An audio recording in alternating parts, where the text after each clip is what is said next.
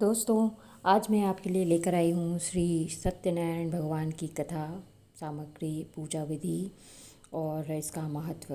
सत्यनारायण की कथा करने से घर में सुख समृद्धि हमेशा बनी रहती है और संतानहीनता नहीं रहती है। यदि आप दुख से पीड़ित हैं तो हर पूर्णिमासी इसे करिए, आपके सारे दुख दूर हो जाएंगे। शास्त्रों में बताया गया है कि सत्यनारायण व्रत कथा का पाठ करने से व्यक्ति को 1000 यज्ञ करने के बराबर पुण्य फल की प्राप्ति होती है। श्री सत्यनारायण भगवान व्रत कथा में भगवान विष्णु के सत्य स्वरूप के बारे में बताया गया है। श्री सत्यनारायण कथा में 5 अध्याय होते हैं और प्रत्येक अध्याय को सुनना बहुत ज़रूरी होता है। इसलिए शुरू करते हैं। पहला अध्याय। एक समय की बात है, नैशिरण्य तीर्थ में सौनिक आदि 88,000 ऋषियों ने श्री सूत जी से पूछा कि हे प्रभु, इस कलयुग में वेद विद्या रहित मनुष्यों को प्रभु भक्ति किस प्रकार मिल सकती है तथा उनका उद्धार कैसे होगा। हे मुनि श्रेष्ठ, कोई ऐसा तप बताइए जिससे थोड़े समय में ही पुण्य मिले और मनवांछित फल भी मिल जाए। इस प्रकार की कथा सुनने की हम इच्छा रखते हैं। सर्व शास्त्रों के ज्ञाता सूत जी बोले कि हे वैष्णवों, मैं पूज्य आप सभी ने प्राणियों के हित की बात पूछी है, इसलिए मैं एक ऐसे श्रेष्ठ व्रत को आप लोगों को बताऊंगा जिसे नारद जी ने लक्ष्मी नारायण जी से पूछा था और लक्ष्मीपति ने मुनि श्रेष्ठ नारद जी से कहा था। आप सब इसे ध्यान से सुनिए। एक समय की बात है, योगीराज नारद जी दूसरों के हित की इच्छा लिए अनेकों लोकों में घूमते हुए मृत्युलोक में आ पहुँचे। यहाँ उन्होंने अनेक योनियों में जन्मे प्राय सभी मनुष्यों को अपने कर्मों द्वारा अनेक दुखों से पीड़ित देखा। उनका दुख देखकर नारद जी सोचने लगे कि कैसा यत्न किया जाए जिसके करने से निश्चित रूप से मानव के दुखों का अंत हो जाए। इसी प्रकार विचार करते हुए, मनन करते हुए वह विष्णु लोक में गए। वहाँ वह देवों के ईश नारायण की स्तुति करने लगे, जिनके हाथों में शंख, चक्र, गदा और पद्म थे, गले में वरमाला पहने हुए थे। स्तुति करते हुए नारद जी बोले, हे भगवान, आप अत्यंत शक्ति से संपन्न हैं। मन तथा वाणी भी आपको नहीं पा सकती। आपका आदि, मध्य तथा अंत नहीं है। निर्गुण स्वरूप सृष्टि के कारण भक्तों के दुख को दूर करने वाले हैं। आपको मेरा नमस्कार है। नारद जी की स्तुति सुन विष्णु भगवान बोले, हे मुनि श्रेष्ठ, आपके मन में क्या बात है? आप किस काम के लिए पधारे हैं, उसे निसंकोच कहिए। इस पर नारद मुनि बोले कि मृत्युलोक में अनेक योनियों में जन्मे मनुष्य अपने कर्मों के द्वारा अनेकों दुख से दुखी हो रहे हैं। हे नाथ, आप मुझ पर दया रखते हैं तो बताइए कि वो मनुष्य थोड़े से प्रयास से ही अपने दुखों से कैसे छुटकारा पा सकते हैं। श्री हरि बोले, हे नारद, मनुष्यों की भलाई के लिए तुमने बहुत अच्छी बात पूछी है। जिसके करने से मनुष्य मोह से छूट जाता है, वह बात मैं कहूँगा, उसे सुनो। स्वर्गलोक व मृत्युलोक दोनों में एक दुर्लभ उत्तम व्रत है जो पुण्य देने वाला है। आज प्रेमवश होकर मैं उसे तुमसे कहता हूँ। श्री सत्यनारायण भगवान का यह व्रत अच्छी तरह विधान पूर्वक करके मनुष्य तुरंत ही यहाँ सुख भोग कर मरने पर मोक्ष पाता है। श्री हरि के वचन सुन नारद जी बोले कि उस व्रत का फल क्या है और उसका विधान क्या है। यह व्रत किसने किया था, इस व्रत को किस दिन करना चाहिए, सभी कुछ विस्तार से बताएं। नारद की बात सुन श्री हरि बोले, दुख व शोक को दूर करने वाला, यह सभी स्थानों पर विजय दिलाने वाला है। मानव को भक्ति और श्रद्धा के साथ शाम को श्री सत्यनारायण की पूजा धर्मपरायण होकर ब्राह्मणों व बंधुओं के साथ करनी चाहिए। भक्ति भाव से ही नैवेद्य, केले का फल, घी, दूध और गेहूं का आटा सवाया लें। गेहूं के स्थान पर साठी का आटा, शक्कर तथा गुड़ लेकर व सभी भक्षण योग्य पदार्थों को मिलाकर भगवान का भोग लगाएं। ब्राह्मणों सहित बंधु बांधवों को भी भोजन कराएं। उसके बाद स्वयं भोजन करें। भजन कीर्तन के साथ भगवान की भक्ति में लीन हो जाएं। इस तरह से सत्यनारायण भगवान का व्रत करने पर मनुष्य की सारी इच्छाएं निश्चित रूप से पूरी होती हैं। इस कलिकाल अर्थात कलियुग में मृत्युलोक में मोक्ष का यही एक सरल उपाय बताया गया है। श्री सत्यनारायण व्रत कथा का पहला अध्याय संपूर्ण है। बोलिए श्री सत्यनारायण भगवान की जय। सत्यनारायण भगवान की व्रत कथा का दूसरा अध्याय इस प्रकार है। सूत जी बोले, हे ऋषियों, जिसने पहले समय में इस व्रत को किया था उसका इतिहास कहता हूँ, ध्यान से सुनो। सुंदर काशीपुरी नगरी में एक अत्यंत निर्धन ब्राह्मण रहता था। भूख प्यास से परेशान वह धरती पर घूमता रहता था। ब्राह्मणों से प्रेम करने वाले भगवान ने एक दिन ब्राह्मण का वेश धारण कर उसके पास जाकर पूछा, हे विप्र, नित्य दुखी होकर तुम पृथ्वी पर क्यों घूमते हो? दीन ब्राह्मण बोला, मैं निर्धन ब्राह्मण हूँ, भिक्षा के लिए धरती पर घूमता हूँ। हे भगवान, यदि आप इसका कोई उपाय जानते हो तो बताइए।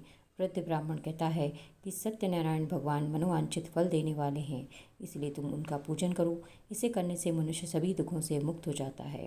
वृद्ध ब्राह्मण बनकर आए सत्यनारायण भगवान उस निर्धन ब्राह्मण को व्रत का सारा विधान बताकर अंतर्ध्यान हो गए। ब्राह्मण मन ही मन सोचने लगा कि जिस व्रत को वृद्ध ब्राह्मण करने को कह गया है, मैं उसे जरूर करूँगा। यह निश्चय करने के बाद उसे रात में नींद नहीं आई। वह सवेरे उठकर सत्यनारायण भगवान के व्रत का निश्चय कर भिक्षा के लिए चला गया। उस दिन निर्धन ब्राह्मण को भिक्षा में बहुत धन मिला, जिससे उसने बंधु बांधवों के साथ मिलकर श्री सत्यनारायण भगवान का व्रत संपन्न किया। भगवान सत्यनारायण का व्रत संपन्न करने के बाद वह निर्धन ब्राह्मण सभी दुखों से छूट गया और अनेक प्रकार की संपत्तियों से युक्त हो गया। उसी समय से यह ब्राह्मण हर माह इस व्रत को करने लगा। इस तरह से सत्यनारायण भगवान के व्रत को जो मनुष्य करेगा वह सभी प्रकार के पापों से छूटकर मोक्ष को प्राप्त होगा। जो मनुष्य इस व्रत को करेगा वह सभी दुखों से मुक्त हो जाएगा। सूत जी बोले कि इस प्रकार से नारद जी ने नारायण जी का कहा हुआ श्री सत्यनारायण व्रत को मैंने तुमसे कहा, हे विप्रो, मैं अब और क्या कहूँ। ऋषि बोले, हे मुनिवर, संसार में उस विप्र से सुनकर और किस किस ने इस व्रत को किया, हम सब इस बात को सुनना चाहते हैं। इसके लिए हमारे मन में श्रद्धा का भाव है। सूत जी बोले, हे मुनियों, जिस जिसने इस व्रत को किया है वे सब सुनो। एक समय वही विप्र धन व ऐश्वर्य के अनुसार अपने बंधु बांधवों के साथ इस व्रत को करने को तैयार हुआ। उसी समय एक लकड़ी बेचने वाला बूढ़ा आदमी आया और लकड़ियां बाहर रखकर अंदर ब्राह्मण के घर में गया। प्यास से दुखी वह लकड़हारा उनको व्रत करते देख विप्र को नमस्कार करके पूछने लगा कि आप यह क्या कर रहे हैं। तो उन्होंने बताया कि यह व्रत कर रहा हूँ तथा इसे करने से क्या फल मिलेगा, कृपया मुझे भी बताएं। ब्राह्मण ने कहा कि सब मनोकामनाओं को पूर्ण करने वाला यह श्री सत्यनारायण भगवान का व्रत है। इनकी कृपा से ही मेरे घर में धन धान्य आदि की वृद्धि हुई है। विप्र से सत्यनारायण व्रत का जानकर लकड़हारा बहुत प्रसन्न हुआ। चरणामृत लेकर वह प्रसाद खाने के बाद वह अपने घर गया। लकड़हारे ने अपने मन में संकल्प किया कि आज लकड़ी बेचने से जो धन मिलेगा उसी से श्री सत्यनारायण भगवान का उत्तम व्रत करूँगा। मन में इस विचार को ले बूढ़ा आदमी सिर पर लकड़ियाँ रख उस नगर में बेचने गया जहाँ धनी लोग रहते थे। उस नगर में उसे अपनी लकड़ियों का दाम पहले से 4 गुना अधिक मिला।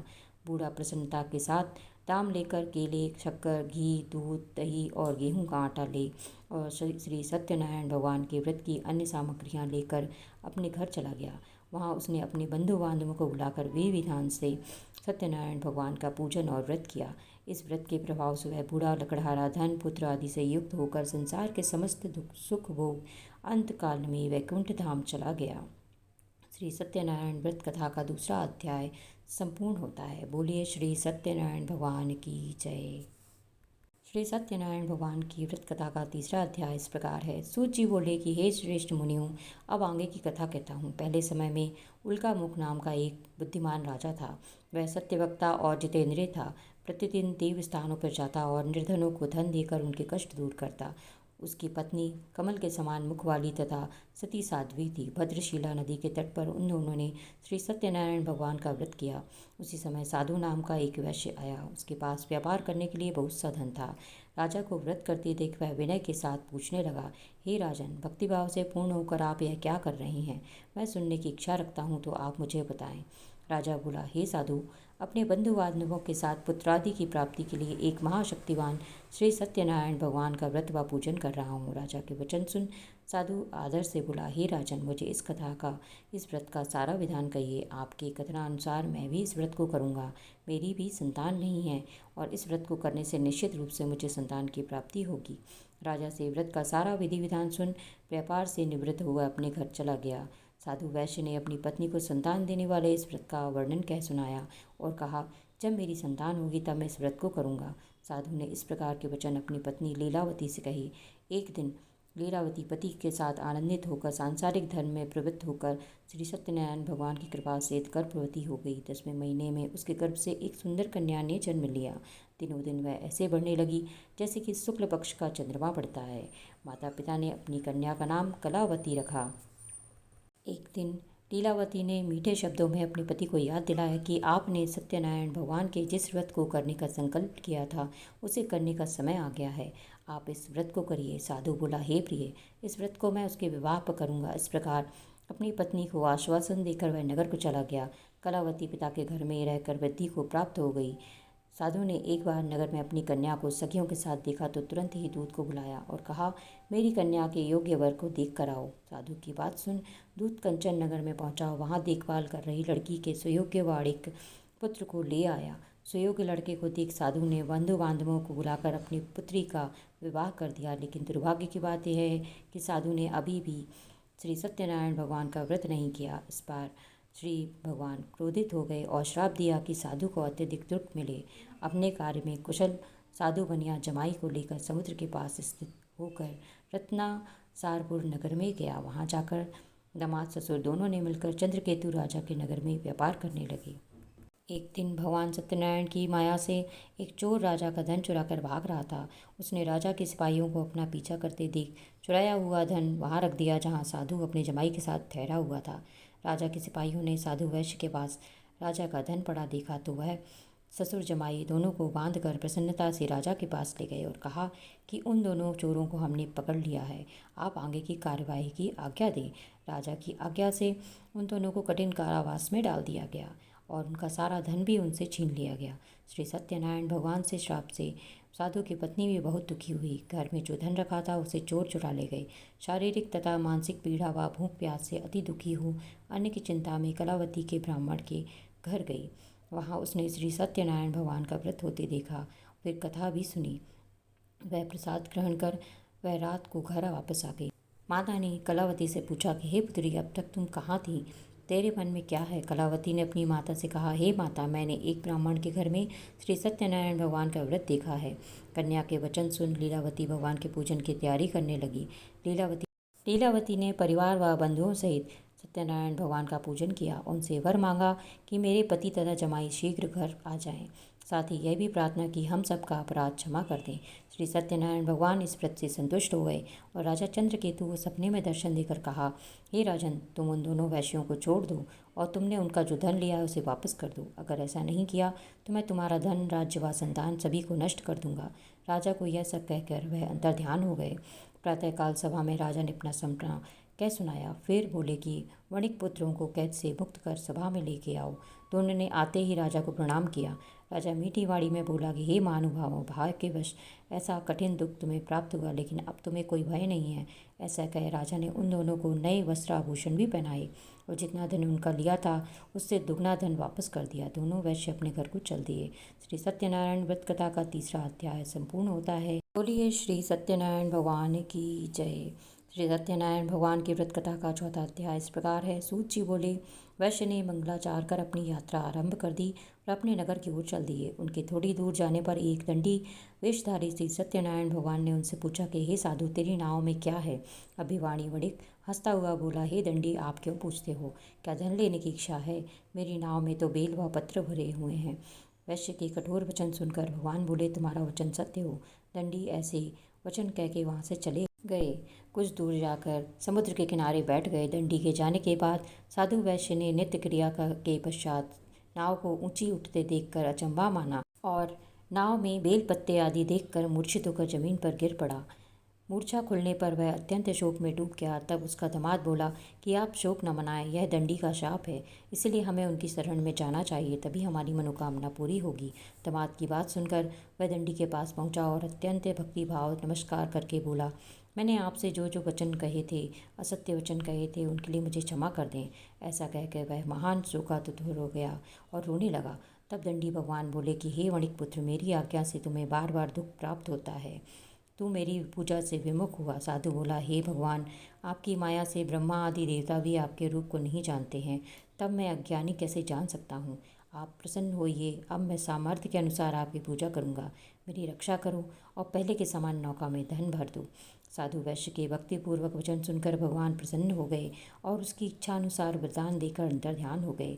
ससुर जमाई जब नाव पर आई तो नाव धन से भरी हुई थी और फिर वही अपने अन्य साथियों के साथ श्री सत्यनारायण भगवान का पूजन करके अपने नगर को चल दिए।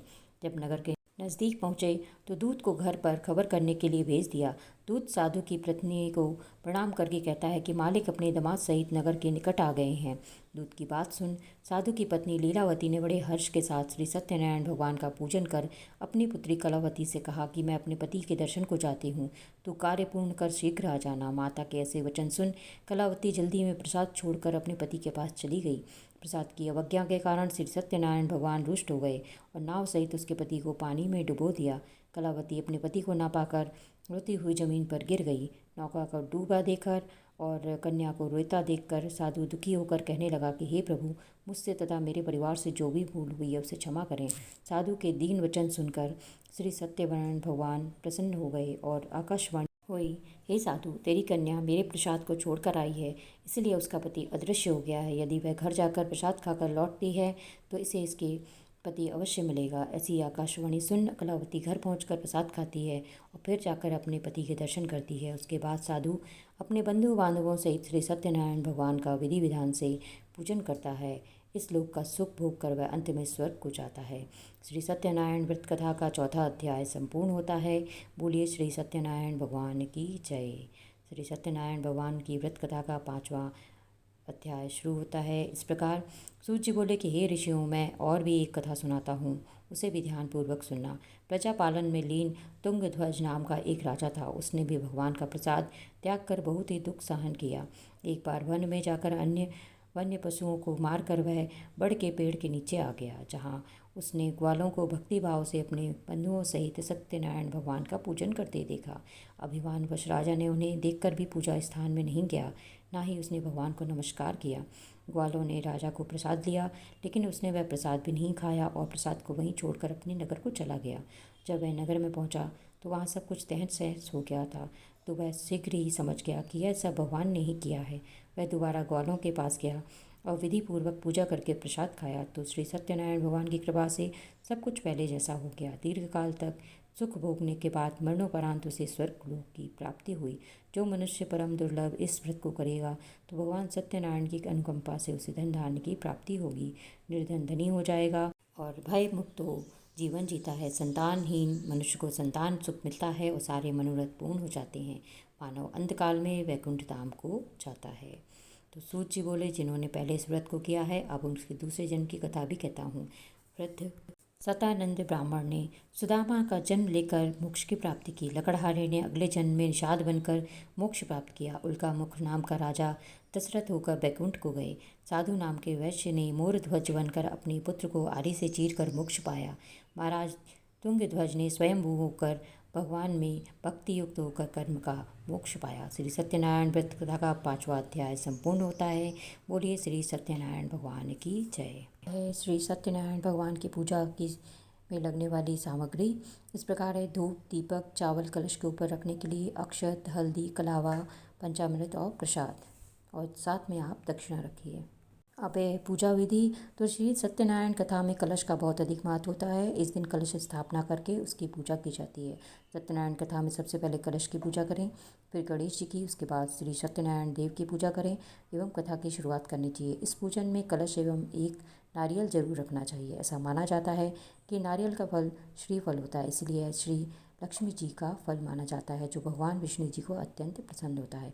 आपको ये श्री सत्यनारायण जी की कथा कैसी लगी, प्लीज़ कमेंट करके बताएं। नए हैं तो सब्सक्राइब जरूर करें, लाइक करें, शेयर करें और कमेंट करें। जय श्री राम। राधे राधे। जय भारत।